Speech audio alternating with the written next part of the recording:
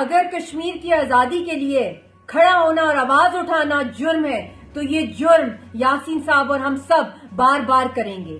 اس وقت جو video release ہوئی ہے یاسین صاحب کی، 2 سال کے بعد ہم نے ان کو دیکھا ہے، پہچانے نہیں جا رہے۔ ان کی ایک ہی آواز آئی ہے کہ ان کی سنوائی نہیں ہو رہی، ان کو بولنے تک کی اجازت نہیں دی جا رہی، اور ان کے خلاف دہشت گردی کے جھوٹے فیبریکیٹڈ کیسز جو ہیں وہ کیے جا رہے ہیں، اور سزائیں یک طرفہ کی جا رہی ہیں، اور ان کی سنوائی نہیں ہو رہی۔ ان کی صحت اتنی ویک ہو گئی ہے۔ میں دنیا سے اپیل کرتی ہوں، وہ کشمیر کا آزادی کا چہرہ ہے، امن کا چہرہ ہے، اور ہمیشہ انہوں نے کشمیریوں کی آواز بن کے دنیا کے سامنے یہ پیغام پہنچایا ہے۔ کیا یہی ان کا قصور ہے؟ کیا یہی قصور ہے سب کشمیریوں کا کہ ہم لوگ کشمیری ہیں اور آزادی کے لیے کھڑے ہوئے؟ تو یہ جرم ہم بار بار کریں گے۔ میں دنیا سے اپیل کرتی ہوں کہ یاسین صاحب کی جان کو بچائیں۔ کشمیر کے امن کا جو راستہ ہے وہ کشمیر کے رہنماؤں کو بچانے سے ہے۔ اگر یاسین صاحب کو انہوں نے پھانسی دے دی، جو ان کا پلان ہے اس مودی سرکار کا، تو ہم دنیا کو کشمیری قوم کبھی معاف نہیں کرے گی۔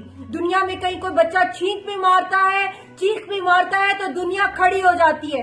دنیا کی ساری جو ہیومن رائٹس آرگنائزیشن سے کیمپین کرتی ہیں۔ کیا وجہ ہے کہ یوکرین کے اوپر آواز اٹھ رہی ہے اور کشمیر جو دنیا کا سب سے پرانا مسئلہ ہے اس کے اوپر کوئی سنوائی نہیں ہو رہی ہے؟